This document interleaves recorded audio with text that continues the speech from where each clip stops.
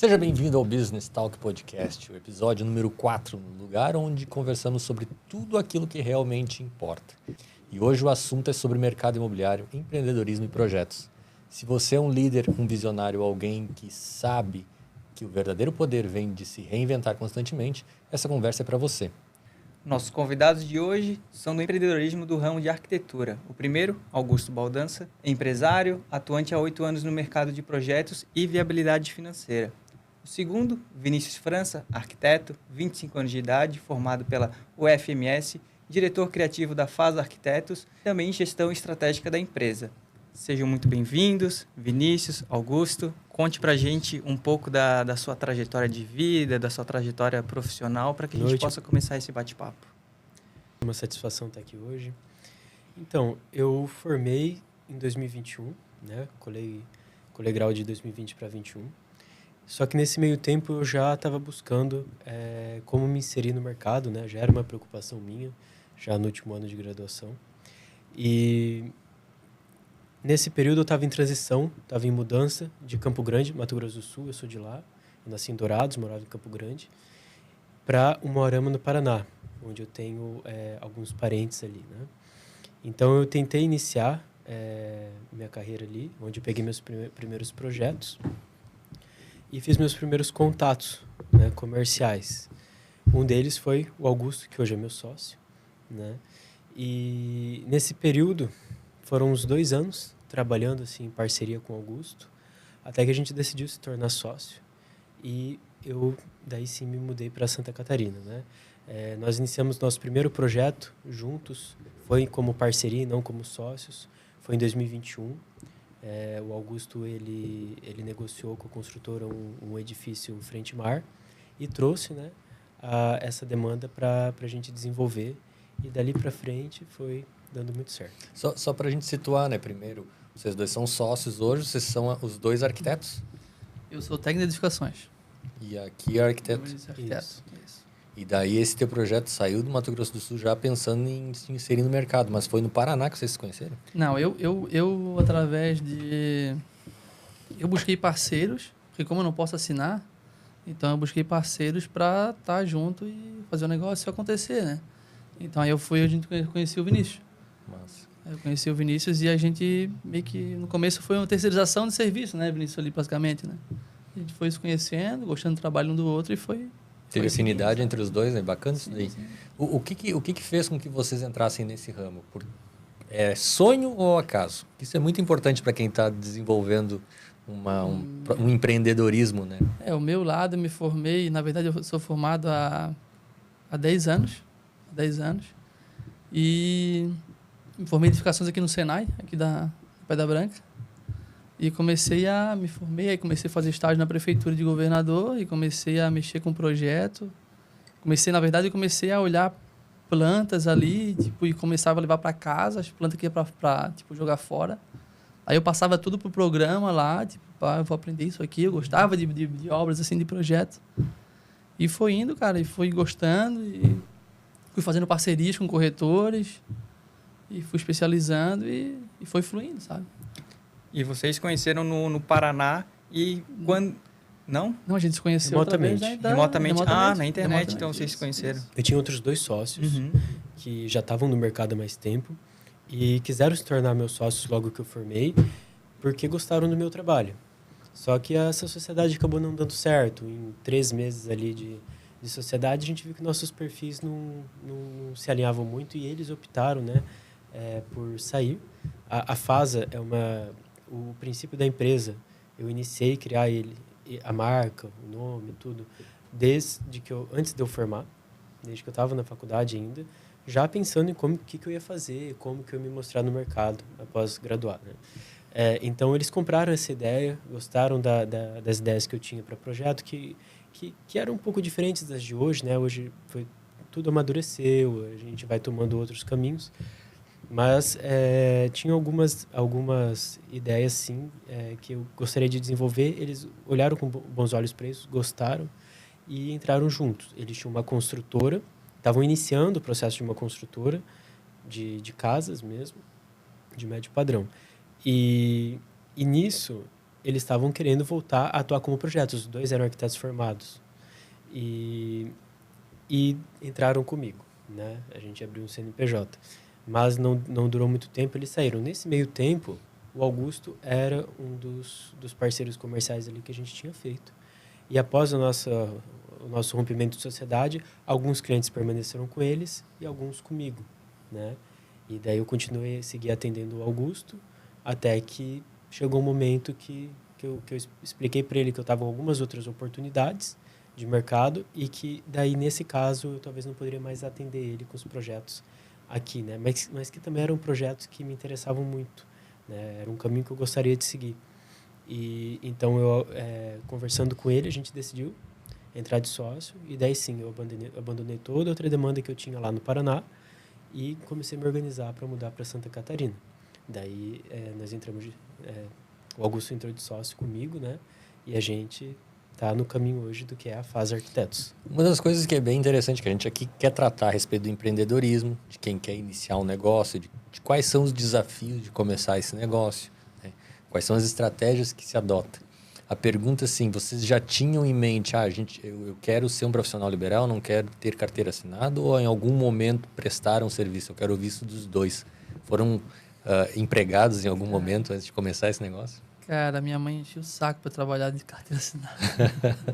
E a minha cabeça sempre foi outra. Assim, um dia eu vou abrir um escritório, um dia eu vou fazer projetos, trabalhar para mim mesmo. E eu nunca tive essa... E a mãe direto, vai trabalhar na prefeitura, meu filho, vai, porque eu fiz estágio ali, né? Então, trabalho na prefeitura e tal. Não, o caminho é outro, é empreender, é criar... A ânsia, né, de diferença é diferente, né? É totalmente diferente, assim. Meu pai sempre incentivou que meu pai é policial, né? Então ele queria que eu fosse funcionário público ou entrasse para a polícia. Uhum. E nunca foi a minha vontade. E minha mãe também, é personal, mas em si ela sempre trabalhou como autônoma, nunca... ela já teve estúdio, né? Hoje ela não atua mais na área. Tá pensando em voltar, mas atualmente não.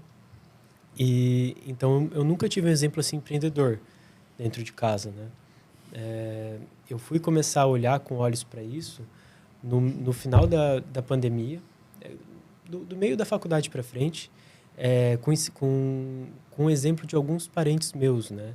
Um tio bisavô meu que já faleceu, Clóvis Bruno, e do filho dele, meu tio também, Clóvis Bruno Filho, né?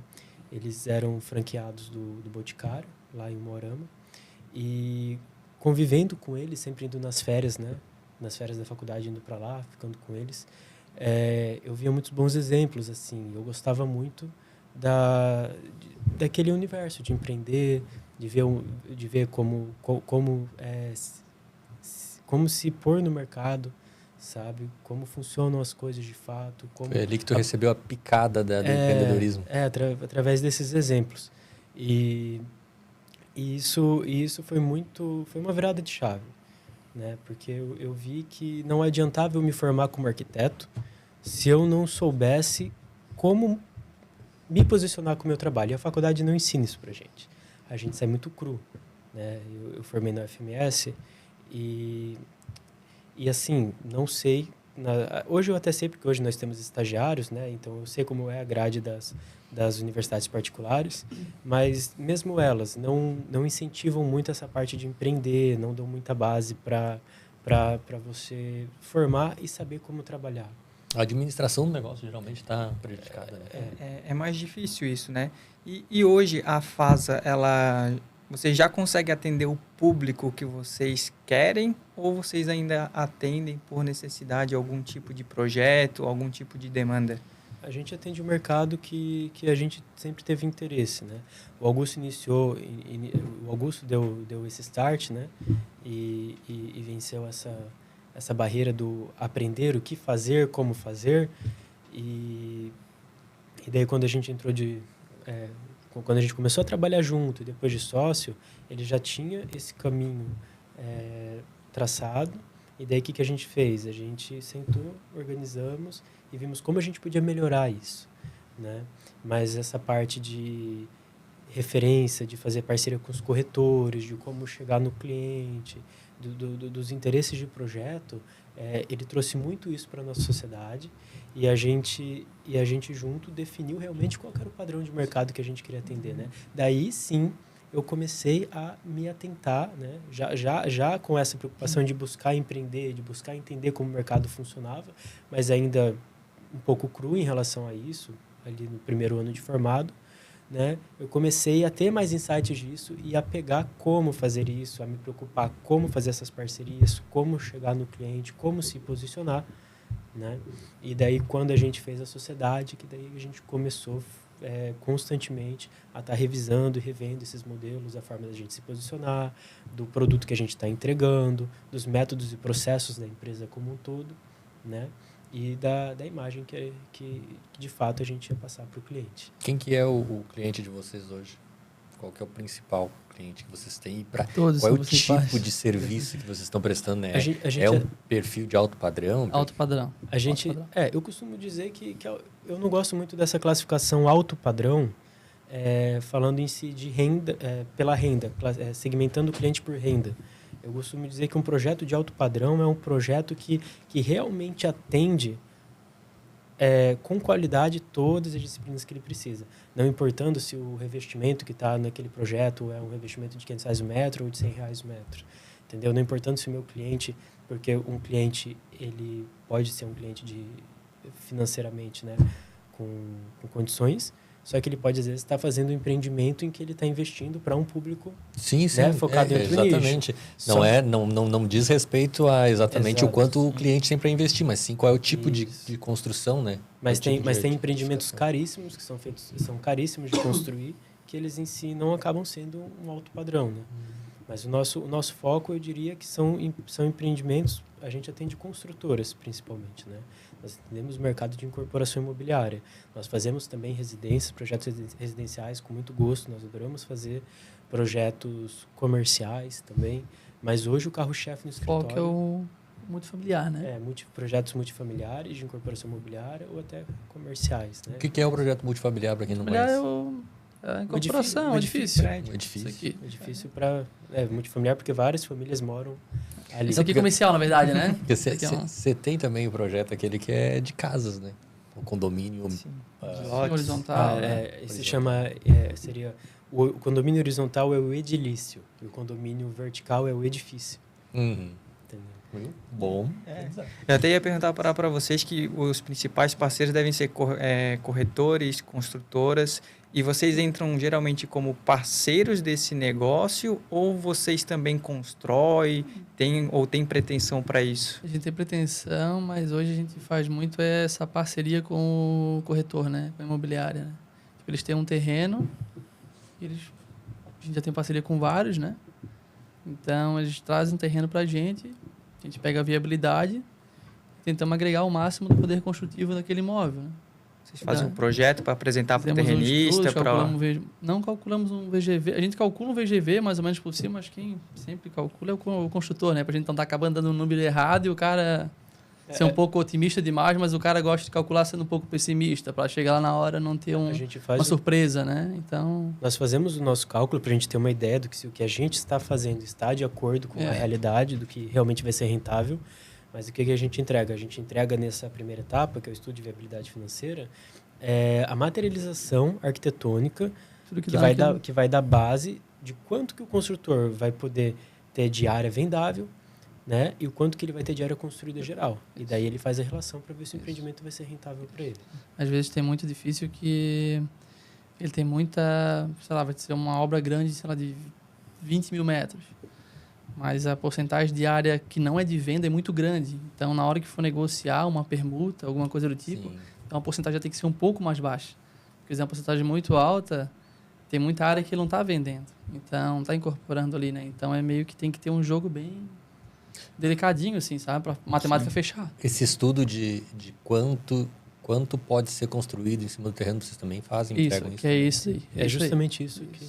Aí, geralmente o construtor, né, o corretor, vamos fazer aí apartamentos de 3 dormitórios, tantos apartamentos por andar, e apartamentos menores, mais compactos, ou apartamentos maiores. E às vezes então, até o próprio dono do terreno, né, quando ele já tem um pouco mais de visão e quer colocar o terreno para negócio, ele mesmo já traz o terreno. Ele que já dita a regra do jogo. Fala, olha, assim, eu quero um empreendimento mais ou menos de tal jeito, eu penso em ganhar tanto com esse terreno e eu quero desenvolver um estudo para apresentar para algum construtor. Eu quero uma construtora com determinados parâmetros. Então, a gente já, dentro da nossa carteira de clientes ou de outros, né, clientes que a gente pode visa talvez prospectar, a gente já enxerga quem se adequa melhor ao perfil que aquele cliente visa, né? Vocês vão conectar as pessoas. Conectando as pessoas. Não necessariamente vai conseguir atingir, porque às vezes ele quer um padrão de empreendimento para fazer com X construtora.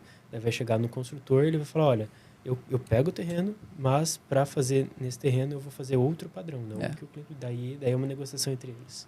E vocês têm a pretensão de pegar todo esse ciclo para vocês construírem, fazer incorporação, porque a gente na advocacia a gente tem as especialidades, cada um trabalha com uma área. Vocês têm a pretensão de deixar a arquitetura junto com a incorporação, junto com a construção, ou isso não é um sonho para agora? Olha, nunca foi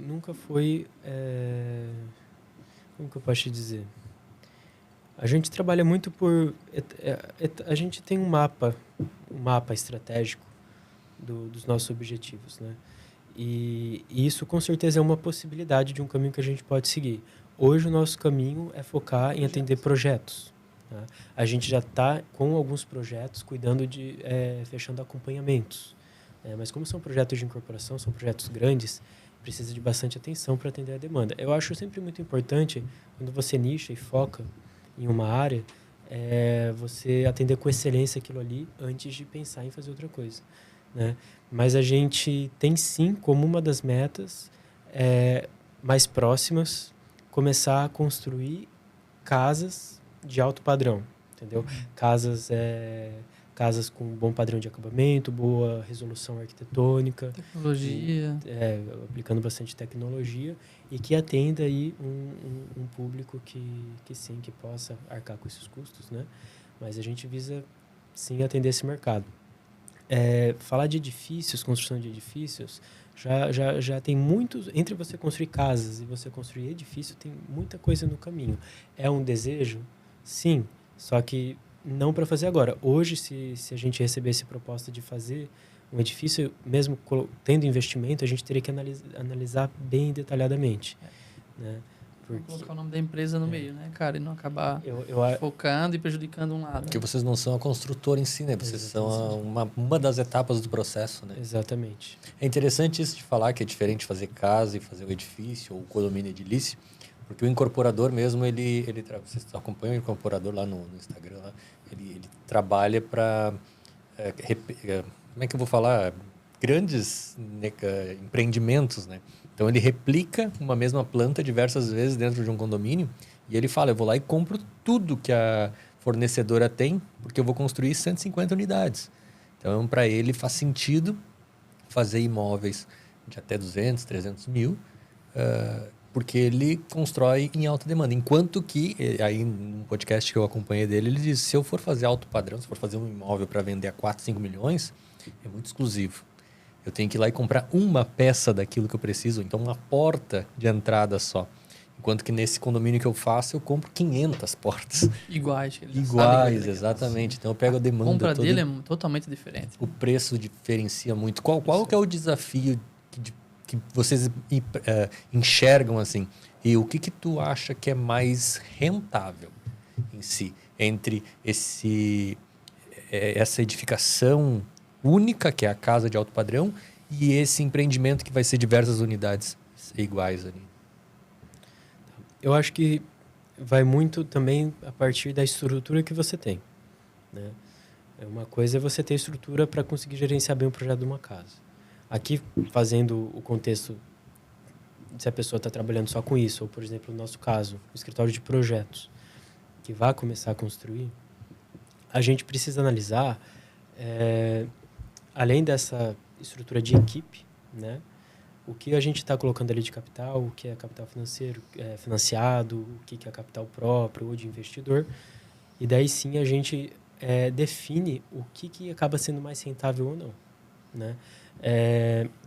Eu acredito que boa parte dos construtores começaram, quando já não herdaram empresa ou vieram com investidor muito alto, com aporte alto, começaram, pega um terreno, faz 2 casas, vende, daqui a pouco faz 3, 4, daqui a pouco está fazendo pega um terreno com uma viabilidade baixa, faz um prédio pequeno e vai, né, subindo. Por quê? Porque ele vai experimentando aquilo, ele vai aprendendo com aquele processo. Hoje, nós temos sim, talvez, uma vantagem em quem começaria totalmente do zero, porque nós já vivenciamos esse universo, nós já temos noção de valores de insumos, né, noções técnicas de projeto, acessos de mercado. A gente conhece muitos construtores, clientes nossos, então estão no meio, então a gente tem direto. Mas são frentes muito diferentes. Então, hoje a gente tem uma estrutura de empresa de escritório, né? Separada entre setores estratégicos no escritório, táticos, operacionais, e assim vai, né? Setor operacional de projetos, setor administrativo, tem auxiliar administrativo, tudo isso. E outra coisa seria fazer isso para uma obra. Daí seria toda uma nova estrutura para isso, né? Então, retomando a pergunta, o que é mais rentável? Como o Augusto falou mais cedo, tem empreendimentos que às vezes são muito grandes e são menos rentáveis para o construtor do que empreendimentos menores. Sim. Então, tudo vai depender do que você pode construir de fato naquele terreno. É claro que quando você ganha em quantidade, você vai dispor energia para um projeto e você tem a capacidade de fazer aquilo, é claro que o empreendimento ele vai te dar uma margem maior em menos tempo, né? Vamos supor, você executar 2 projetos de 4.000 metros e você executar um projeto de 8.000 metros, entendeu? Daí vai depender muito de cada caso. Vamos falar que ambos os projetos estão no melhor cenário que eles podiam ter, né? No melhor cenário que eles podiam ter. Se o cliente ele tem uma estrutura para tocar 2 obras, no caso nosso cliente, né, para tocar 2 obras de uma vez, em detrimento de tocar uma obra maior, eu vejo que você está fazendo 2 projetos de uma vez, a chance de você vender, tá liquidando mais rápido as unidades de cada um, tá? Porque você já tem orçamentos separados para cada projeto. Agora, quando você faz um edifício muito grande, você tem uma meta a bater de venda ali, eu acredito que demore mais. Então, um empreendimento maior, ele vai precisar que você tenha um preparo financeiro maior para poder sustentar aquela obra até o momento de vender ali o necessário para bater teu custo. Que é a principal dificuldade do incorporador e construtora, né? Sim, fechar esse cálculo é difícil para a construtora entender qual que é o melhor cenário. Se ele vai para 2 projetos ao mesmo tempo, se ele vai focar e gastar energia em um só. E hoje a FASA está localizada em Governador Celso Ramos. Mas ela atende só a região de Governador ou vocês conseguem atender a Grande Florianópolis, por exemplo, ou alguns outros lugares? Governador, mas o objetivo é a gente expandir mesmo, né? A gente está abrindo um outro escritório em Floripa para expandir o operacional mesmo da empresa, né? A gente alugou um ponto ali e a ideia é a gente pegar projetos por lá mesmo, sabe? Aproveitando o gancho, que ele até falou que você já tem no horizonte um cenário de desenvolvimento da empresa. Qual é o próximo passo dessa empresa? Para onde é que vocês pretendem ir? Balneário, Venhaça é Balneário. Essa parte, né? Não, é pegar.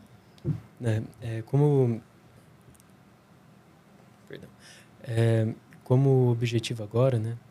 Como o Augusto falou, a gente está investindo nessa nova estrutura justamente para poder aumentar a nossa capacidade de produção, né? Ali em Governador, apesar do mercado ali ser muito bom, principalmente onde o escritório está inserido, que é na Praia de Palmas, nós temos uma limitação de mão de obra, de colaboradores para trabalhar com a gente, mão de obra qualificada. Porque é uma cidade pequena, não tem faculdades ali.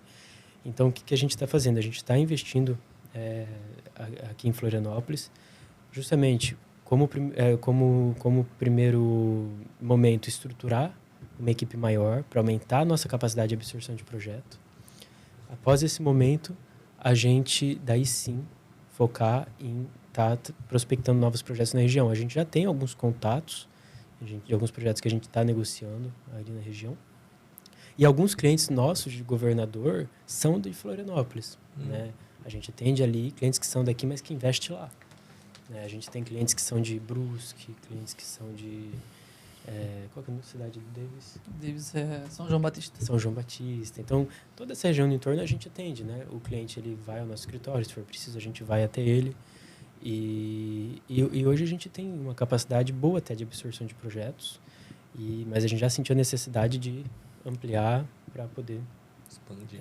E a gente vai fazendo isso com muita consciência, para não acontecer da gente expandir muito e não dar conta de continuar atendendo o cliente com aquilo que a gente vê que seria a excelência em prestar o serviço para ele. O governador tem muito mercado também, cara. O governador está crescendo também, mudou o plano diretor, então o gabarito deu uma subida em algumas regiões. Então tem bastante mercado ali ainda. Tá aquecendo. Tem muito tempo ainda. O Vinícius tocou numa questão importante que a gente sempre fala na parte de gestão de pessoas, de contratação. Tu falou que está carente de mão de obra qualificada ali na cidade de Governador. Vocês acham que isso é uma condição geral ou específica da região ali de Governador Celso Ramos, pela ausência de faculdade ou de oportunidade para essas pessoas? É uma cidade pequena que boa parte da população é empregada dentro da prefeitura, está empregada na prefeitura. E a gente às vezes conversa sobre o fato de, será que acaba isso não sendo uma estrutura muito grande para a necessidade que a cidade tem? Mas isso é uma coisa que tangencia a gente a dizer com propriedade se sim ou se não, né? É apenas uma visão, uma análise leiga por cima. Mas eu não sei dizer muito sobre determinadas áreas, tá? Por exemplo, o setor de hotelaria, ali eu sei que tem algumas empresas fortes que geram bastante emprego ali, que a mão de obra local consegue suprir. O setor de construção, acredito que seja bem atendido, apesar de que eu já escutei alguns clientes falando que não encontram, às vezes, pessoas que têm uma mão de obra mais específica para determinados serviços, tem que trazer de fora. Uhum. Mas eu acho muito por ser uma cidade que ainda não tem essa parte não tem universidades, também não tem curso técnico, né? Não. Já não tem. Então ela acaba carecendo muito de mão de obra qualificada, que muita gente que é de lá, que se qualifica, se a pessoa não empreende ali, ela acaba saindo dali para atender o mercado fora. Mesmo que ela continue morando ali, ela acaba trabalhando para empresas de fora. Mas eu não vou saber te dizer isso com propriedade, se tratando de todos os setores. Na parte da arquitetura, eu posso te dizer que tem sim alguns profissionais ali que eles podem, como eu digo, até ser bons projetistas.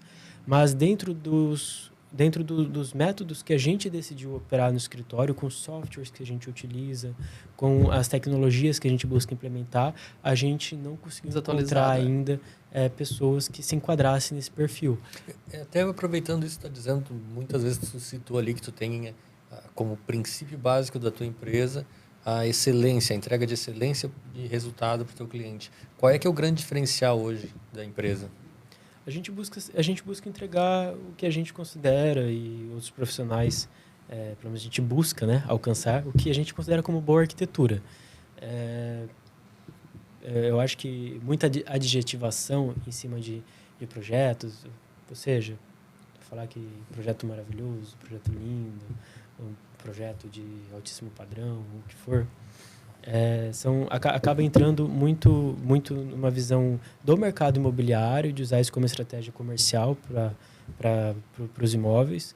E quando a gente fala de projeto, eu gosto de ter uma linguagem um pouco mais conservadora nisso, né? Eu gosto de falar que a gente busca atender, a gente busca alcançar o que é uma boa arquitetura. Se a gente alcançar isso, já vai ser algo muito positivo. E assim, por quê? A gente também tem que viver a realidade. E, às vezes, a gente gostaria de fazer um projeto maravilhoso, com toda a parte conceitual e teórica que a gente pode trazer no projeto, de bagagem que a gente traz numa universidade. Só que a realidade do mercado nem sempre permite a gente fazer isso. Né? Não absorve. Então, eu vejo que a gente teve um produto de excelência, que a gente teve um produto de... Quando eu falo que a gente busca um produto de excelência, não é necessariamente falar minha arquitetura é a melhor que pode existir. Não. É um todo, né? É um todo. É sobre dentro daquelas condições que a gente tinha, a gente vê que conseguiu fazer o nosso melhor ali para atender. Então, a gente deixar o cliente satisfeito quanto aos prazos, quanto ao valor de venda geral do empreendimento dele, quanto à liquidez do empreendimento dele, né? Porque isso é muito importante. Um bom projeto, ele ajuda a vender mais rápido o empreendimento e ele agrega e gera valor para o empreendimento, né? se você pega um empreendimento que não tem um bom projeto, em comparação a empreendimentos que têm um bom projeto, ele vai ter uma dificuldade maior de se posicionar no mercado em relação à competitividade de vendas com projetos que são bem planejados. Então, a gente busca, isso é uma das metas nossas no escritório, agregar e gerar valor aos empreendimentos, melhorar a liquidez do cliente e fazer esse balanceamento. Tentar, ao mesmo tempo, implementar coisas diferentes que, com certeza, agregam para o nosso nome como empresa, como projetistas, para a nossa marca, mas que também agregue para a marca do cliente, que deixe ele satisfeito. Tem que sair, tem que se enxergar na pele do outro. Né? Nesses projetos que vocês fazem, geralmente a parte criativa fica toda a cargo de vocês ou o cliente já traz algum tipo de demanda, algum perfil de empreendimento que ele quer construir nesses imóveis? Depende muito, né? Tem cliente que deixa a gente mais livre para a criação, mas ele dá uma diretriz, principalmente em questão de planta, né? As unidades, como ele vai querer, questão de dormitórios. E de fachada, assim, hoje em dia está bem dizer, está deixando bem aberto para a gente criar, assim, né? Porque, sabe, estão vendo que a gente está com uma ideia bem diferente de mercado, sabe? E porque o nosso objetivo principal, como a gente falou, é fazer com que aquele edifício lá daquela tal construtora é o mais bonito da praia e que aquele vai vender rápido, um destaque, vai agregar valor. Esse é o nosso principal objetivo, entendeu? Bacana. Porque isso vai refletir no nome da nossa empresa, né? Automaticamente, entendeu? Sim. Isso aí. Conforme o tempo passa, os clientes vão tendo mais confiança na gente, tanto os clientes que permanecem com a gente, fazendo 1, 2, 3, 4 projetos, quanto os clientes que estão entrando, mas que estão vendo já o resultado com projetos de outros, né?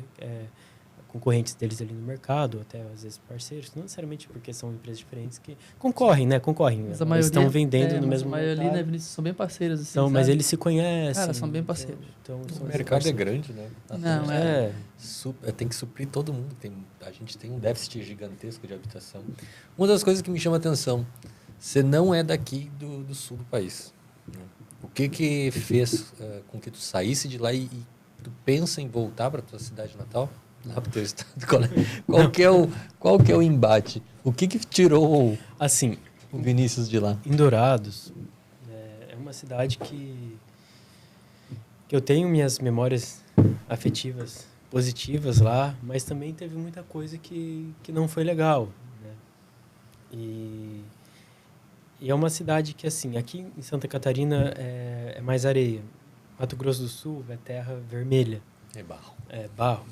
Então, por exemplo, eu tenho algumas memórias lá que me fazem não ter vontade de morar lá de novo. É claro que o padrão de vida é diferente, mas eu me recordo quando eu tinha meus 11 anos, minha mãe construiu uma casa, a gente morava com a minha avó, e minha mãe conseguiu construir uma casa boa, mas que ficava num bairro mais afastado. E assim, nesse bairro onde a gente morava, na rua, tinha asfalto, tudo. Mas daí tinha um bairro novo que estava saindo que não tinha, que era terra. E esse bairro recentemente tinha sido asfaltado. E o outro bairro à frente dele tinha asfalto. Só que até chegar nesse outro bairro, você passava por os trechinhos de umas ruas de terra ali. Então eu ia para a escola e quando estava chovendo, eu ia de bicicleta. Minha mãe, como era personal, ela saía muito cedo para trabalhar. E então ela não conseguia me levar. Eu ia para a escola de bicicleta. Isso final de ensino fundamental, ensino médio. E debaixo de sol, debaixo de chuva, o que fosse tinha que ir. Colocava a sacola plástica no pé, colocava a capa de chuva e a vida como ela era. Não tem como fugir. Te vira. Então, muitas vezes assim, eu cheguei na escola, eu estudava em escola particular, uma excelente escola, eu tinha meia bolsa lá. E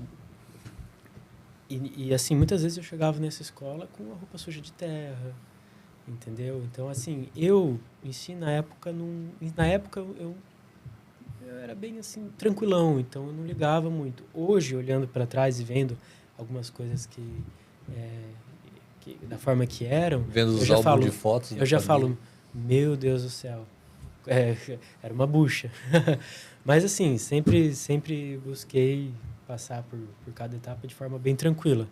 É uma coisa que, sim, gerava um incômodo na hora, mas era a realidade que eu conhecia, era o universo que eu vivia. Né? Depois as coisas vão mudando, você vai vendo o que realmente é bom para você ou não. Então, por que daí eu mudei para cá? De fato, eu não pensava em voltar a morar em Dourados, né? Mesmo que a condição fosse outra, já trabalhando, as coisas vão melhorando, morar num bairro melhor, numa casa melhor. Inclusive, esse mesmo bairro já está todo asfaltado, ficou maravilhoso lá. A parte do bairro já esqueceu, já. Não, virou um bairro excelente lá hoje em dia, mas naquela época não era ainda. Então, assim, quando eu estava para formar, eu vi que eu tinha que escolher ir para um caminho que eu não ficasse nadando contra a corrente, entende? E eu nadei um pouquinho contra a corrente. Eu tinha outro negócio, eu tinha, além da fase que eu iniciei sozinho. Eu tinha um colega meu que que fez faculdade comigo, eu queria que ele trabalhasse comigo. Ele não teve tanta coragem. Até hoje a gente se conversa, é amigo meu. Ele é seletista? Eu pego no pé dele. Ele trabalha com banco hoje. Ele pensa em voltar a trabalhar na área, mas ele quis ir por um caminho mais seguro de começo. E eu comecei por mim mesmo ali, né? Sem saber se eu ia ter sócio, se eu não ia, como que ia fazer, de onde ia vir dinheiro no próximo mês. Mas falei, vai dar certo. Eu tenho que confiar que vai dar certo. Né? E eu tinha um outro negócio, que era uma produtora audiovisual. Mais de música. Né? Eu tinha 2 sócios nessa produtora, um que ficava na parte de áudio, que fazia a produção das músicas, outro que trabalhava na parte de produção visual, e eu cuidava mais da parte administrativa e estratégica. Mas também contribuía, às vezes, na parte... criativa. Na parte criativa da visual, né? Mas isso com que idade, cara? Porque tu tem 17 agora? Isso com 19 ou 20 anos, daí... Já estava empreendendo desde jovem. Isso é interessante. Só que é um negócio que não era o meu lugar, não deu certo. Até forcei um pouco. Como eu disse, nadei contra a maré ali. Isso me atrasou por um período ali na parte da arquitetura também. Depois de formado, eu tentei conciliar as duas coisas. A gente entendeu qual que era o melhor caminho para cada um. Sou amigo deles até hoje, mas eu segui só na arquitetura. E com os trabalhos sendo desenvolvidos junto com o Augusto, né? Eu vi que tudo estava me trazendo para cá, porque a gente estava fechando mais negócios aqui, eu estava tendo feedbacks positivos da parte deles sobre os clientes, dos trabalhos que a gente estava desenvolvendo junto. E eu vi que a oportunidade aqui, ela podia ser... A oportunidade que eu tinha no Paraná era boa também. Só que eu ia começar trabalhando mais por trás dos bastidores. Junto ia dar a cara.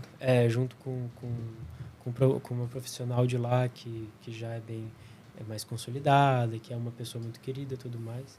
Só que ainda assim era um negócio que ia ser dela. A última palavra ia ser dela, né? Não ia assinar o projeto. E a chance de ter um negócio próprio realmente, de não desistir da marca que eu sonhava em concretizar, né? Que eu estava no processo. E empreender e aprender com isso e pôr minha cara no negócio, o caminho era mais aberto aqui, né? Então, eu não pensei 2 vezes. Até porque depois que a gente começa nisso, se a gente fica trabalhando para outra pessoa, a gente acaba ficando acomodado. Se a gente não meter a cara para fazer o negócio não vai para frente. Mas voltando um pouquinho na parte de projetos, vocês estão mudando agora de Governador para Florianópolis. Vocês já conseguem perceber alguma mudança no perfil de cliente ou no perfil de empreendimento que vocês vão fazer? Ou é muito parecido por ser área litorânea, perto da praia? Está mudando, né? Está só abrindo outro ponto. Expandindo. É isso. Uhum. Vocês já têm em Florianópolis, então? A gente vai continuar tendo o escritório em Palmas e a gente vai ter mais esse escritório que é maior aqui em Floripa. O foco principal dele vai ser operacional, entendeu? Ele vai ficar na parte operacional. Mas, consequentemente, ele vai trazer clientes, né? A gente vai ter uma sala de reunião, tudo para atender clientes. E a ideia é prospectar clientes em Floripa. Hoje o teu papel, Augusto, dentro da empresa é mais comercial ou é também operacional ali dentro? Cara, hoje eu faço... Eu lido muito com a parte de início, né, Vinícius? Na parte desse encaixe ali do cálculo, das áreas de venda, entendeu? Faço algumas plantas também, com o cliente que é algo mais detalhado, daí eu já faço toda a planta, não. Porque geralmente hoje a gente está optando, né, Vinícius? Tipo, fazer uma planta mais básica, sem mostrar nada dentro, sem mostrar sala, cozinha, nada. Só para calcular. Entendeu? Mas assim, ó, seria mais... Eu tô bem nos dois, assim, sabe? No operacional um pouco. A ideia é sair desse operacional, né? A parte estratégica da empresa. Mas pegando uma pessoa que também tem um domínio para criação também, né? É que diferente de alguns outros modelos de negócio, pois é. No caso da arquitetura, é sempre importante ter um pouco do nosso toque ali. Não quer dizer que a gente tem que centralizar... Sabe, no início do negócio, do start ali, sabe?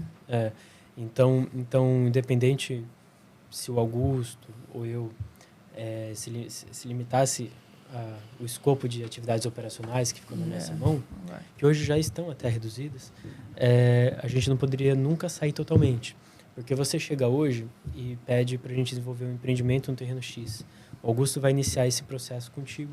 E ele, como já tem bastante experiência na área, ele já vai de cara saber o que vai caber no terreno, o que a legislação local ali vai pedir de você, vai pedir que você cumpra, né? E nisso ele vai desenvolver esse primeiro esboço, né? Esse primeiro traço do projeto. Porque isso é uma coisa que é muito chave. E até aqui eu acho que assim, a maior dica que poderia dar para outros colegas profissionais da área que estão começando, quer saber, mas como que eu posso fazer para fechar projeto mais fácil? Você tem que entender que projeto é um produto, é uma coisa que é intangível. Você não toca, você não vê, você não tem cheiro, não tem nada. Ele é uma ideia. E imagem mental, eu aprendi isso com um professor que eu gostava muito, o João Bosco Delvizio, é uma coisa que ela é muito relativa. Então, se eu falo para você de uma parede inclinada, entendeu? Pode ser que eu imagine uma parede branca inclinada a 45 graus para a direita e você pensa numa parede de tijolo aparente inclinada a 70 graus para a esquerda. Entendeu? Imagem mental é uma coisa muito diferente.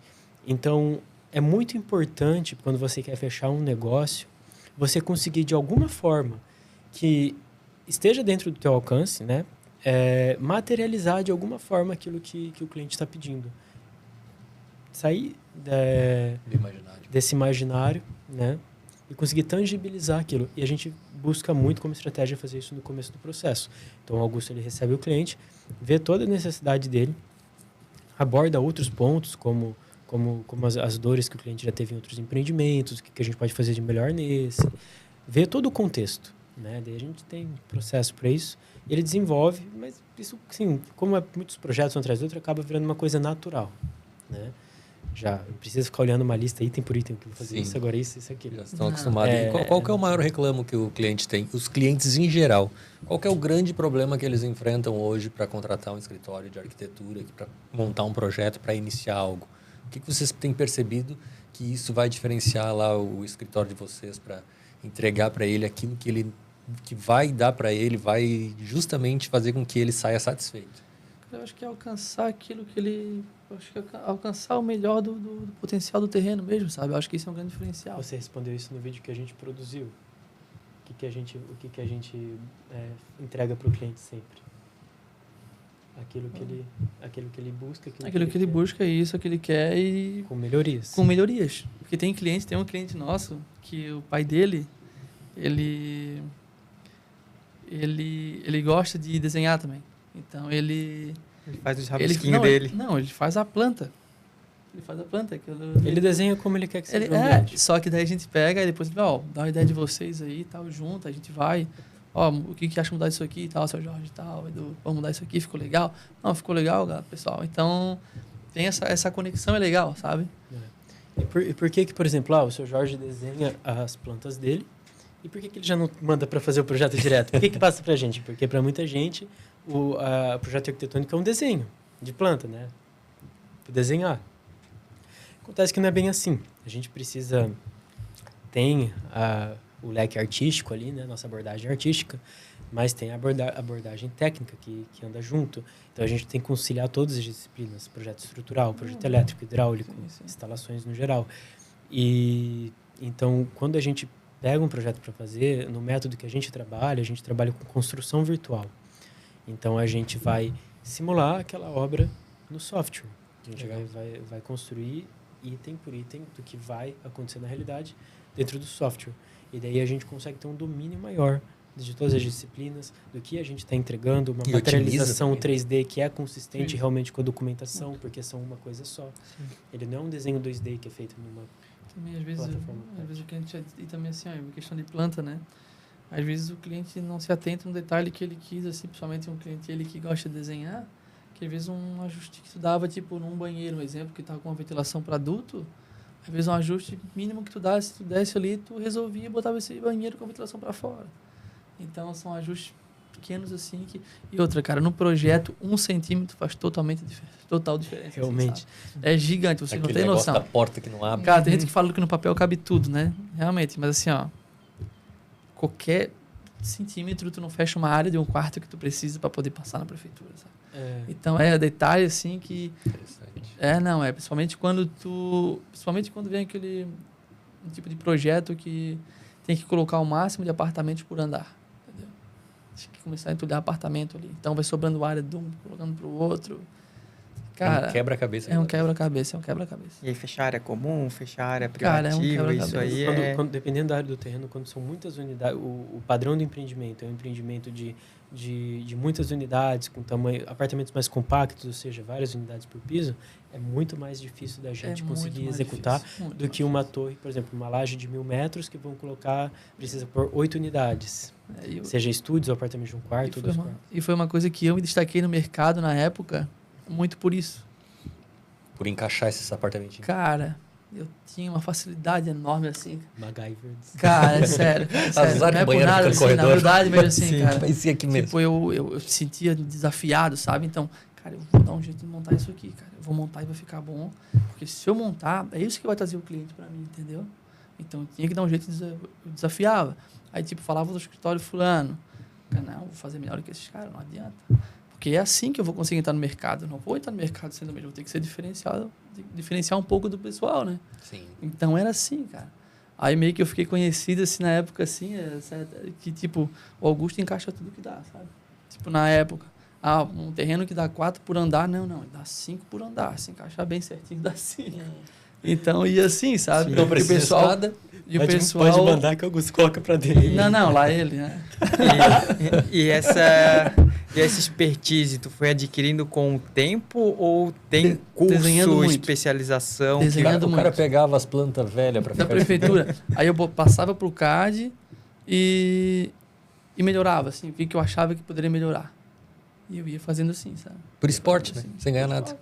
Imagina. Na verdade, eu comecei mesmo sem ganhar nada. Tipo, eu cheguei tipo, na parceria ali com o corretor.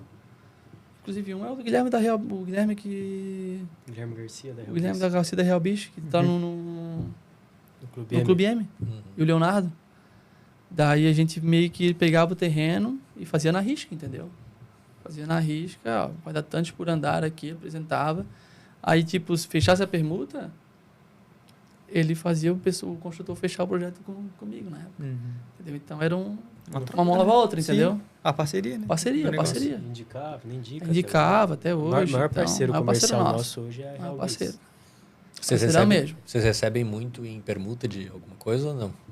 Não, a gente não recebe comissão. A única coisa que a gente recebe é o valor do nosso projeto. Cara. A gente não ganha comissão de venda de mobiliário, de material, de nada disso.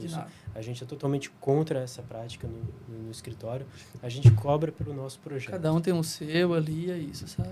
E hoje, eu sei que a maioria vem de corretores, mas é comum vir o proprietário do imóvel querer fazer o projeto com vocês sem ele ser do mercado imobiliário ou é difícil disso acontecer? Vai depender da tipologia, né? Residencial é mais assim, né? Residencial é mais assim. Projeto residencial de casas. Mas para edifício ele não, eu quero criar um projeto porque eu quero tentar negociar com uma construtora. Tem alguns clientes que eles não têm uma construtora ainda ou fizeram uma outra coisa que aparecem para ver quanto que vai ficar. Tem clientes que constroem na pessoa física. E tu diz o dono do terreno que vem atrás de nós para fazer um projeto e depois mostrar para um construtor. Porque às vezes ele não quer pagar o corretor para ter a comissão, ele quer procurar direto a construtora.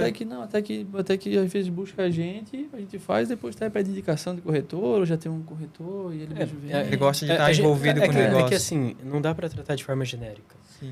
Depende muito do terreno. depende da forma que aquele terreno está posicionado comercialmente no contexto que a gente está tratando.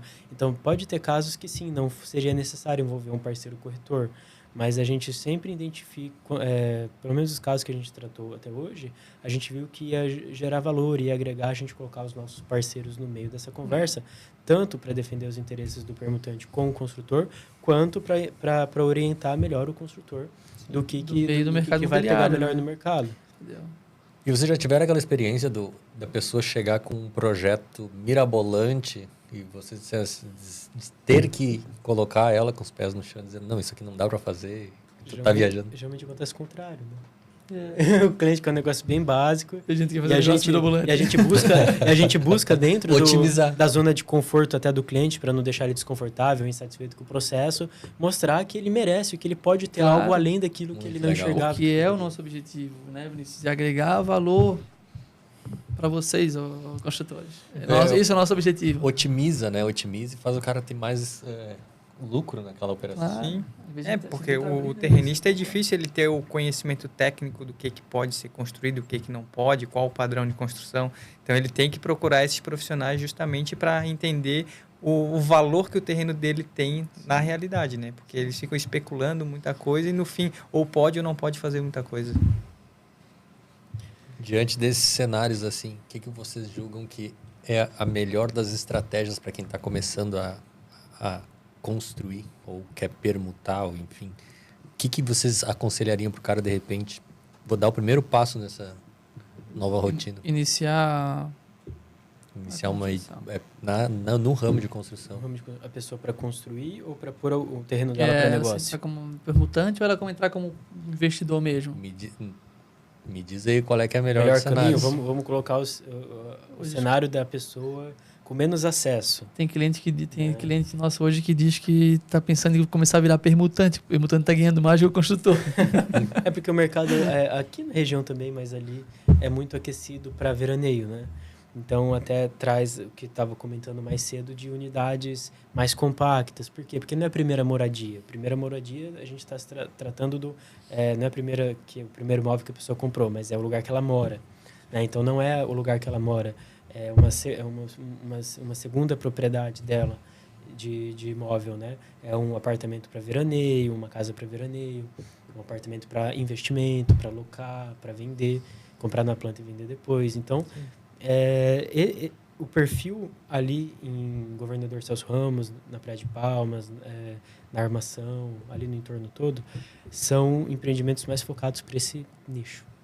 Em Florianópolis, a gente tem, por exemplo, no Campeche, empreendimentos que já são mais focados para moradia, né, que tem público para isso. É uma cidade maior, com mais estrutura.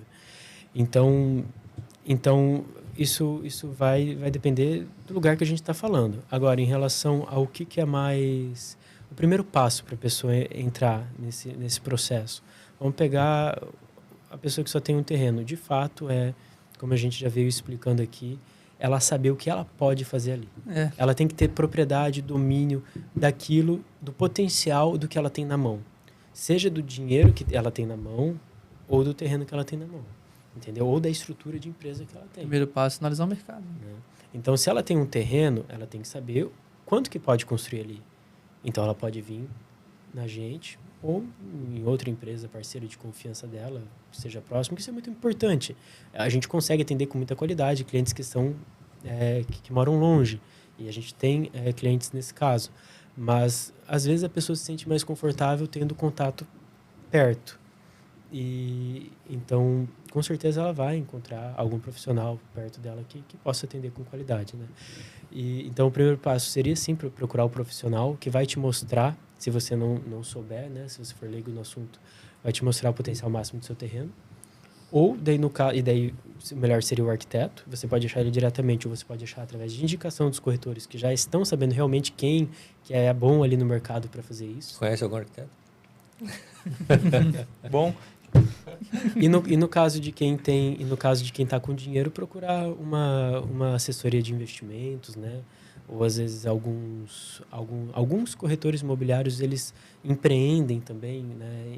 Em alguns setores da construção, eles vão saber dizer também, não são todos, né? São alguns. procurar quem possa compartilhar a experiência e falar, olha, com isso daqui você vai poder... Você quer construir onde? Quero construir em X lugar. Então, nesse lugar você vai poder comprar um terreno de tanto, de tamanho, de até tanto de preço para fazer X coisa. Entendeu? Você pode buscar um investimento. Acho que eu vejo que o litoral tá muito bem, tá bem aquecido, né? Independente do local que tu for construir, eu acho que vai ditar o tipo de empreendimento que vai ser feito, entendeu? O cara pode ter muitos caminhos. Às vezes o cara está com dinheiro ali e quer comprar um terreno. Daí o terreno que ele está visando ali não vai fechar o negócio. De repente ele acha uma consultoria, uma assessoria para comprar um imóvel, um terreno em leilão, e ele consegue fazer um negócio melhor, não é mesmo? Então daí vai depender tem vários caminhos que a pessoa pode seguir. Até me veio agora um negócio na cabeça. Vocês não atendem o cliente final das incorporadoras, né? Vocês não têm esse contato?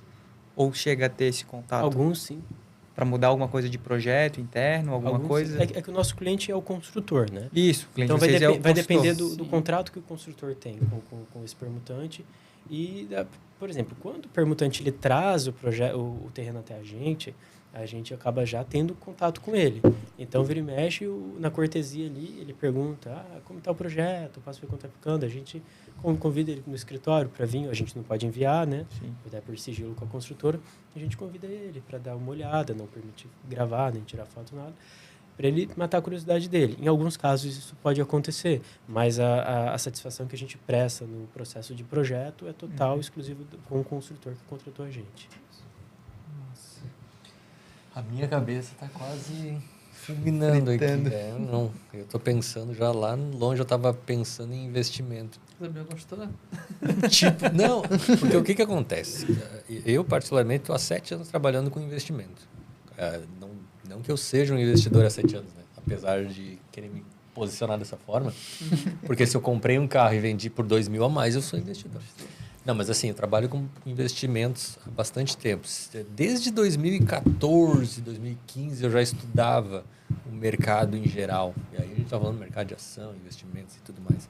E eu fico vendo sempre com bons olhos assim, o empreendimento imobiliário para aquisição de terreno e construção. Eu tenho cases sensacionais. O cara que me colocou dentro do leilão de imóveis, o pai dele foi construtor, morreu esse ano.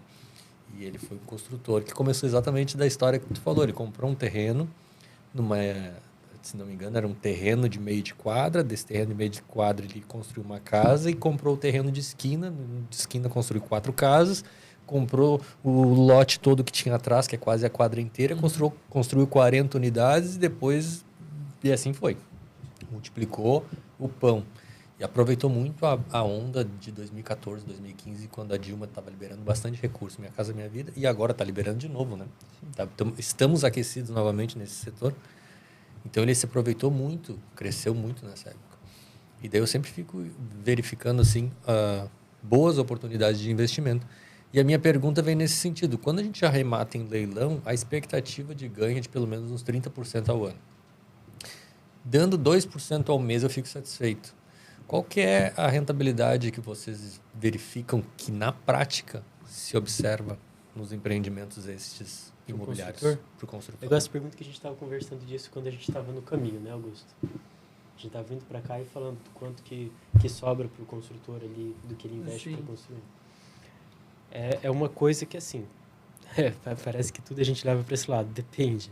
Sim. Mas Parece um advogado? Estamos falando com advogado agora? O de apartamento, os apartamentos...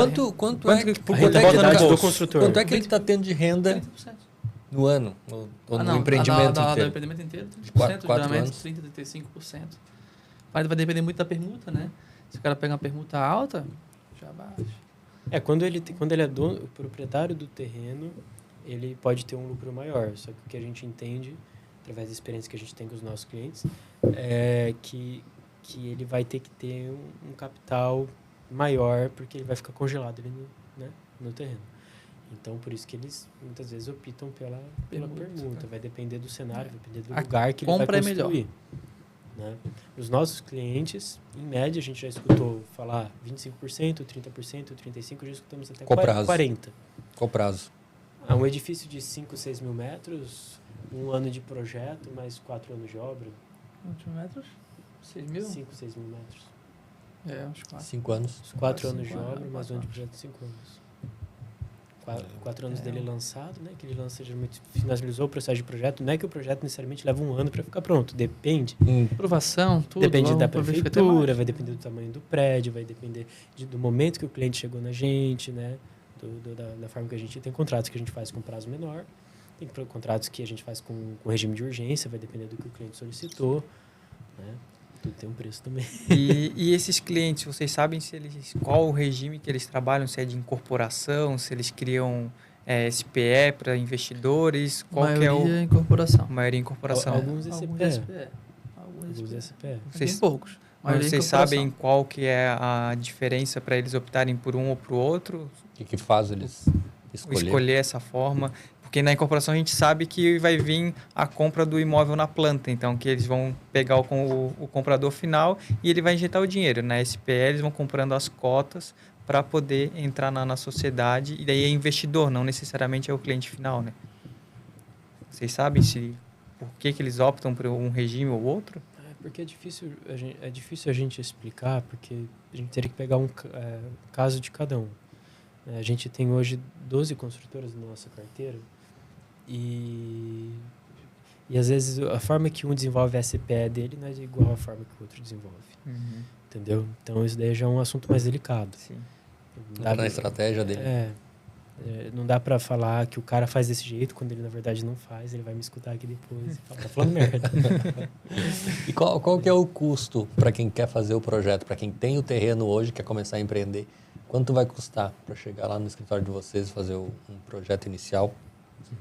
Já considerando essa estrutura onde vocês vão fazer a viabilidade máxima possível daquele terreno. Que é o objetivo. Né? É o objetivo. Otimização, né? Não dá nem 1% do CUP. Baratinho. O cara faz de tudo para ganhar milhões. Não, Tá assim, brincando. costumam falar o que é caro, o que é barato. Sai caro aquilo que não te agrega, não te gera, né?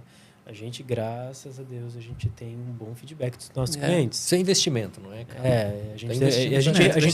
A gente sendo que geralmente o cliente chega na gente, a gente precifica, fica às vezes naquele impasse da negociação. O que a gente fala? Conversa com o fulano, com o ciclano, que já é nosso cliente. E daí isso ajuda bastante, tá?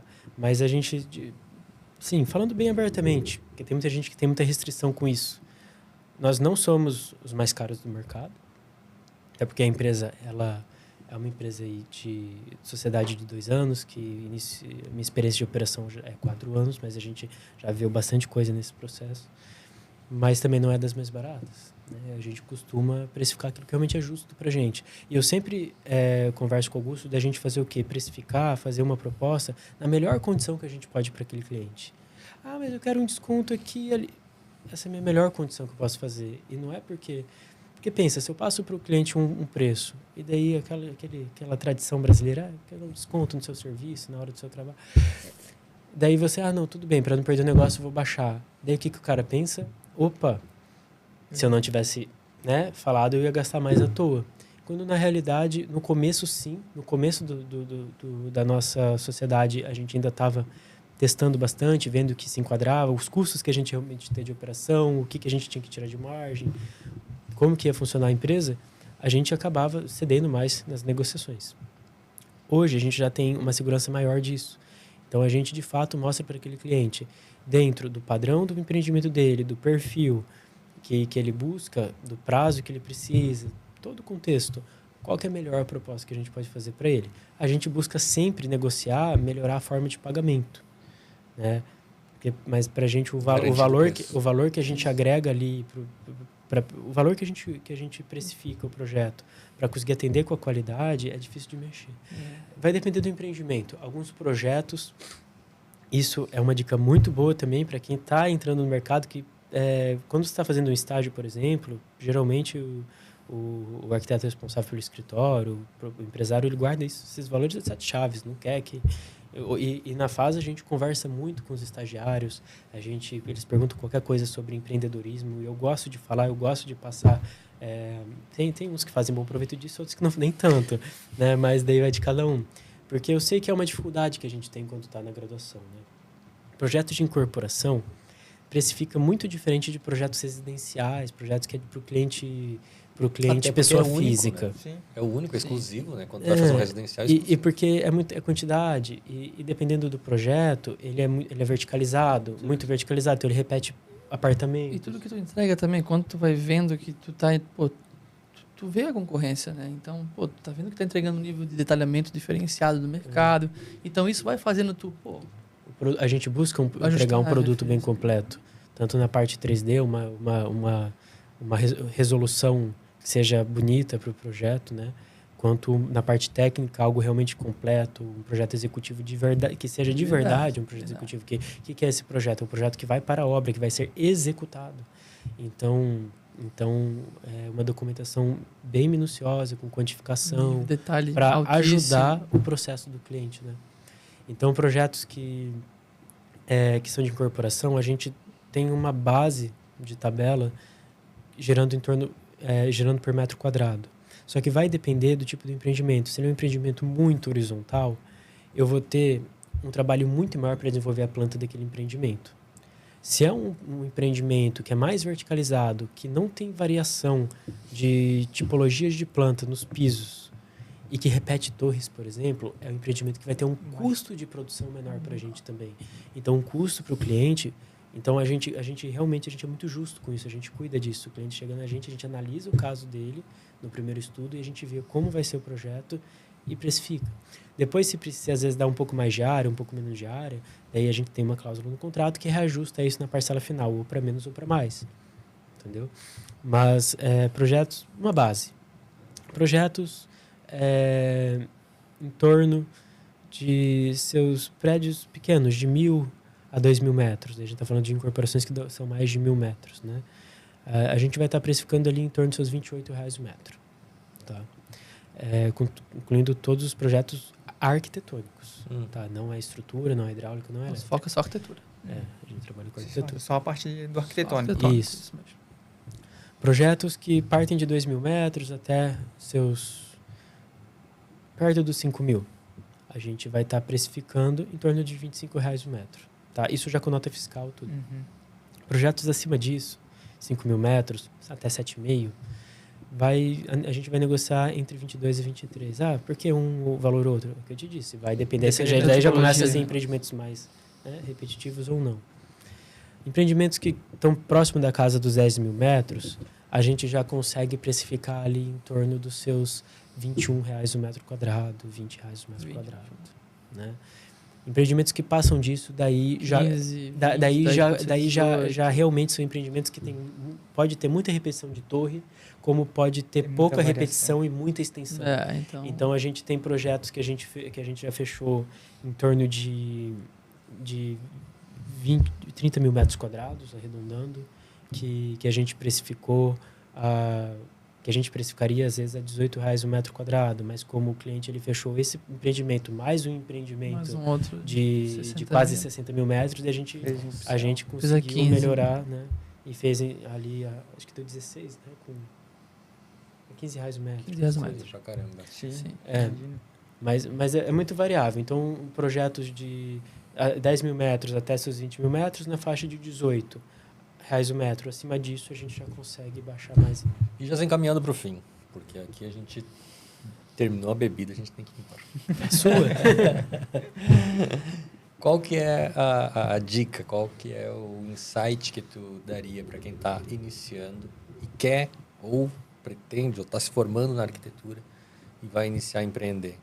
Primeira dica, vai trabalhar para alguém, né? Porque não quer empreender, de repente. Depende. Mas se de repente... Não, falando sério, a pessoa querendo iniciar no mundo da arquitetura, saindo da faculdade, que nem você falou, né? A pessoa sai muito verde, muito inexperiente, não tem ali o chão para trabalhar, né? Não sabe por onde começar. O que é o passo que ela tem que dar, para onde é que ela tem que caminhar, o que ela tem que observar? Eu acho que a pessoa tem que identificar bem, primeiro fazer uma leitura de si mesma e ver qual que é o perfil dela. Tá? Nem todo mundo tem perfil para empreendedor e isso não é algo pejorativo. Nem todo mundo tem perfil operacional, isso também não é algo pejorativo. Cada um vai ter mais sucesso naquilo que ela identificar que se enquadra melhor. Por exemplo, quando eu estava no estágio, eu estagiava com uma arquiteta chamada Gabriela Diniz, ela vendo como eu era, uma vez a gente indo para uma obra, ela me falou, Vini, quando você formar, vai ralar, começa por conta própria. Começa sozinho desde cedo. Eu comecei assim. Ela trabalha mais com projetos de interiores, né, projetos residenciais, mas ela começou fazendo isso. E ela me falou, começa, vai por conta. E eu tenho alguns colegas de faculdade que formaram e estão empreendendo, estão começando o negócio deles, ou já estão ali trabalhando há um tempo. E outros que também são bons profissionais, são profissionais capacitados, bem qualificados, mas que estão trabalhando em outras empresas. Não necessariamente eu ou o fulano que também está empreendendo é melhor que ele. Né? Às vezes ele está muito satisfeito na empresa que ele está sendo muito bem valorizado. Bem remunerado. Bem né? remunerado. Tranquilo. Uhum. Tá fazendo aquilo que a tua mãe sempre quis que tu fizesse. Então isso vai muito do seu perfil. Eu incentivo muito a pessoa a empreender, mas com certeza é um caminho mais...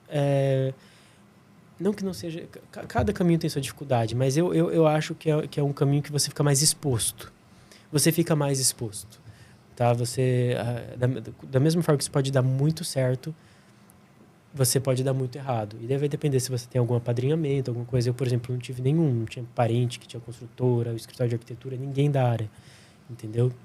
E o Augusto conhecia algumas pessoas, mas também não tinha. Então, quando eu vi a oportunidade, eu fui ali abraçando e tentando tirar o melhor disso. Então, acho que a recomendação é essa. Ser uma pessoa analítica, ver qual o seu perfil, como você vê que se encaixa melhor. Mas mesmo que você vê que seu perfil não é um perfil empreendedor, mas você quer empreender, daí vai atrás de se instruir. Ou vai atrás de achar algum parceiro que complemente você. Entende? Que te coloque nesse caminho. Alguém que já tem alguma experiência ali, ou alguém que tem uma visão diferente da sua, mas contudo não conflituosa, né? Que expanda, que tire o seu cabresto, que expanda teu ângulo de visão. Isso é legal. E eu acho que é isso. A pessoa do teu lado está te desenvolvendo, né? Acredito que vocês dois estão nessa situação. Eu acho que o caminho para você ter um sucesso mais rápido é você arriscar também. Saber para onde você quer ir e ter segurança de que você está indo no caminho que você deveria, no caminho certo. E eu vejo que é muito arriscar também, cara. Sair daquela zona ali e arriscar mesmo que, tipo... Porque eu vejo que muito o que eu tiro muito base daquilo que como eu comecei, né? Eu acho que foi muito arriscando mesmo, sabe? Então eu acredito que no começo, como eu falei, né? Tipo, eu não ganhava nada. Eu era um risco, entendeu? Então, mas o quê? Pensando sempre em ser diferente. Arriscando e sendo diferente. Uma hora se destaca. Eu acho que é insistir naquilo, sabe? Eu acho que isso é um caminho que eu... Isso é muito importante porque a gente precisa procurar pessoas que potencializem aquilo que a gente tem de melhor. E como o Vinícius falou, nem todo mundo vai ser empreendedor, nem todo mundo vai ser aquele do operacional. Sim. Então, a gente precisa identificar esse tipo de habilidade que a gente tem e procurar esses parceiros para potencializar aquilo que a gente faz melhor. Alguém vai falar melhor na câmera, outro vai fazer melhor o operacional e isso que a gente precisa juntar para que potencialize tudo isso. Né? A gente tem muito aquilo de quando a gente começa querer ser autossuficiente e falar, eu dei conta de tudo, para chegar lá na frente e falar, mas isso daqui existe, isso daqui, aquilo ali existe, isso daqui foi feito, aquilo ali foi concluído porque eu sou foda, porque eu... Quando, na verdade, nada vem do nada, né? E se você saber identificar boas oportunidades, ver o caminho, vai te ajudar muito a conciliar esse processo entre o que você precisa para continuar ali bancando suas contas, tendo uma boa qualidade de vida e investir no seu negócio, né? E prospectar algo. Porque muita gente simplesmente não empreende porque pensa que tem que pagar a conta no final do mês, né? E realmente é difícil quando você vai empreendendo, se você não tem uma base ali, se você não tem uma gordura na sua conta bancária, você não vai fazer algo, né? Só que chega uma hora que essa zona de conforto, você pode ter 50 mil, 100 mil guardado, parado na sua conta. Se você não tem confiança de si mesmo, você não vai começar a empreender, porque você acha que aquele dinheiro vai esgotar antes de você começar a mexer com alguma coisa. E daí a pessoa que quer empreender, ela precisa entender que dentro do mercado, pessoas que já estão trabalhando precisam de outras pessoas qualificadas para trabalhar. Seja para trabalhar como parceiro no seu time, seja para confiar de investir em você em alguma coisa, ou te pôr à frente de algum negócio, te trazer como parceiro. A gente está aqui, cada um tem sua empresa. A gente participa de um clube maravilhoso que tem muitos outros empresários de sucesso. E a gente vê constantemente em todos os encontros que todo mundo precisa de pessoas. Empresas são feitas por pessoas, né? A gente precisa de pessoas qualificadas para fazer as coisas, para poder escalar, para poder crescer, para poder se posicionar, para segmentar. Então, talvez essa falta, não é que é uma falta de visão, mas é uma falta de instrução até certo ponto de quem recém-formou, quem está querendo entrar no mercado, achar que precisa ser autossuficiente. Ela não precisa. Ela precisa identificar quem são as melhores pessoas para andar junto com ela, seja como sócio ou como parceiro. Entendeu? Porque tem gente também que não tem perfil para ter sócio. Tem que entender que sociedade é quase um casamento. Entendeu? Se tratando da empresa, tudo ali tem que ser alinhado com o interesse de ambos. Pode discutir uma hora, desentender com alguma coisa, um querer uma coisa, outro querer outra, um achar que uma coisa é cara, outro que uma coisa vale o preço. Mas o objetivo é, se vocês têm o mesmo propósito, vocês vão se alinhar. Então tem gente que talvez não tenha esse perfil para ter sócio, que a pessoa é muito centralizadora, e eu falo isso porque eu, por certo tempo, fui muito centralizador também. A dificuldade em demandar para outras pessoas aquilo que tu quer fazer, né? E não só de demandar para outras pessoas, mas às vezes de confiar que teu sócio também vai fazer tal coisa com qualidade, entendeu? Mas isso é o quê? Isso é maturidade. Isso é você ainda não entendeu como as coisas de fato funcionam. Então, a partir do momento que o cara pega e ele entende o que ele quer fazer, qual é o propósito dele, essa é a palavra-chave de tudo, propósito. E as pessoas que vão andar consonantes a ele nesse caminho, ele vai perder o medo e ele vai conseguir se posicionar. Entende? Então essa seria a dica que você falou. Você fazer a leitura de si, fazer a leitura do mercado e encontrar quem precisa do seu trabalho. Isso se você tem a confiança e a segurança de que você presta um bom trabalho. Não precisa ser o melhor. Você precisa ter um bom trabalho e precisa saber e precisa se preocupar em se relacionar bem com as pessoas. Depois, se você um dia vai ter o melhor trabalho, porque isso não é uma coisa que você vai dizer de si. Você pode dizer que você tem um bom trabalho, você pode ter segurança disso. Mas se você vai ser melhor, se você é digno de prêmio, de louvores, isso são outras pessoas que vão atribuir isso a você. Bacana. Baita corte, na verdade. Uhum. Falou bom, falou bem, falou bonito. Falou bom. Encerramos? Queres dar para o encerrado? Eu tenho uma última pergunta para te fazer, porque tu comentou em casamento, e aí eu quero saber a importância de uma mulher na vida de um homem. Cara, eu vi isso daí. Eu vi um corte no Instagram. Tem. Essa daí é a pegadinha. Chegou a tomar um uísque. Responder baseado na importância que hoje a minha namorada tem para mim. Tá? Eu acho que quando o homem, ou até mesmo a mulher, quando a pessoa está bem acompanhada, seu parceiro, ou parceira, você consegue, e se você está satisfeito com esse relacionamento, se você vê que é um relacionamento de uma pessoa que assim como o teu sócio, ela também tem que ter propósito com você, né? Senão não dá certo. Você não leva o teu relacionamento amoroso como algo, como um problema ou como uma questão, como algo a mais que você tem que, uma coisa a mais que você tem que lidar diariamente. É uma pessoa que vai tá somando com você ali e que vai estar te ajudando, se necessário, assim como você vai ajudar aquela pessoa, né? Que é uma pessoa que vai dividir com você os momentos de lazer, mas que também vai dividir as dificuldades. Então, você tá com a pessoa certa é uma tranquilidade de você saber que você pode dar o seu melhor em outras coisas. E se você precisar de alguém para te dar um apoio, precisar de um ombro, precisar de um conselho, até você vai ter essa pessoa ali do seu lado. Porque a pessoa, quando você está com a pessoa certa, a pessoa, ela pensa tanto nela quanto em você.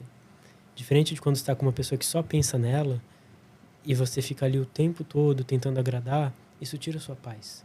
Então, o relacionamento tem que trazer paz, na minha opinião. Tem que ter cumplicidade, tem que ter amizade, tem que ter paixão, tem que ter respeito. Só que, somando tudo isso, o resultado tem que ser paz. Porque quando o empreendedor não tem paz dentro de casa, a empresa dele vira uma bagunça. Eu já vi alguns casos assim, de perto. As duas coisas podem acontecer, né? Vira Não tem paz dentro de casa, estraga a empresa. Não tem paz na empresa, estraga em casa. Leva Tem problema da nessa, os empresa dois, para os casa. dois. E daí a companhia que tu tem em casa, ela é suporte, né? E daí tem aquele negócio, a pessoa pode ser tua âncora ou aquilo que vai te impulsionar, o teu motor. Então é interessante que seja uma pessoa que realmente vai te impulsionar, vai te... Então eu acho que a parceira certa, a pessoa certa do seu lado, ela é uma baita canalizadora de energia. No sentido de que ela vai te ajudar a direcionar tua energia para o rumo certo. A gente sabe, quando a gente está solteiro, a gente trabalha com preocupação de ter um carrão para ir numa festa, para chamar atenção, para tentar ficar com a mulher mais bonita da noite, ou com a pessoa mais bacana, e querer ali mostrar que você está na conquista. Isso é até instintivo, né? Você quer mostrar que você é uma pessoa bem posicionada para conquistar alguma coisa, ali no caso, uma parceira. Então, quando você já tem isso resolvido, quando você está com isso bem fechado, porque tem gente que está em relacionamento e não está com isso bem resolvido, né? Sim. Aí é um problema. Daí é mais desgastante ainda. Você vai fazer o quê? Você vai canalizar a sua energia para a direção certa. E eu posso falar, depois que eu conheci a Camille, e hoje a gente está 1 ano junto, o meu foco no meu trabalho, a minha determinação nas coisas, até pelas metas, pelos objetivos que eu quero alcançar para minha família, para minha vida pessoal, se tornaram muito mais claros. Muito legal. Muito massa, muito bacana esse assunto. Augusto, um prazer conhecer e obrigado por aceitar o convite, o Vinícius também. Quero que vocês deixem pra gente as redes sociais de vocês, para que o pessoal possa conhecer melhor o trabalho de vocês, seguir no Instagram, YouTube, se tiver. Pode deixar aí pra gente a rede social. @fasa.arquitetos e o meu é @augustobaldanca. Barbada. Baldança, sem assistir 2A no final. A gente tem também o site www.fasaarquitetos.com e a gente iniciou um canal no YouTube. Eu tenho um vídeo de apresentação lá que tem também no Instagram e eu vou postar mais alguns outros vídeos que também é só pesquisar por Fasa Arquitetos. São essas as redes que a gente trabalha hoje. Fasa Arquitetos, especialista em grandes empreendimentos. Em projetos singulares. Isso aí. Encerramos mais esse episódio do Business Talk com insights valiosos sobre o mercado imobiliário e de como um projeto pode diferenciar um empreendimento, criando uma identidade única. Agradecemos pela companhia nessa conversa do mercado imobiliário e sobre empreendedorismo. Nos encontraremos no próximo episódio, trazendo mais temas que inspiram e transformam. Até lá!